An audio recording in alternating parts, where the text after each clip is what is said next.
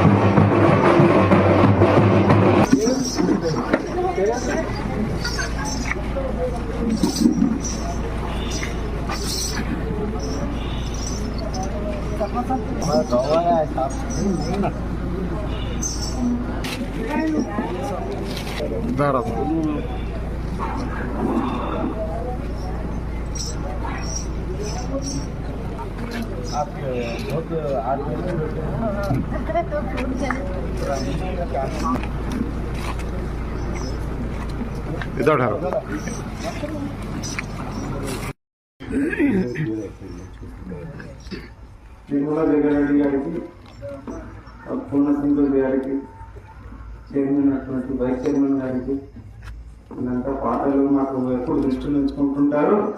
మేము ఫోన్ చేస్తే ఎక్కడున్నా కానీ మీటింగ్లో మళ్ళీ రిటర్న్ చేస్తారు మేడం. మాకు చాలా సంతోషం అనిపిస్తుంటుంది. కష్టం లేకపోతే ఫలితం ఉన్నదంటూ మేము చాలా కష్టపడ్డాం మేడం. సార్ పడి కానీ సార్ ఏం పడి నాకు ఎక్కడ కలిసిన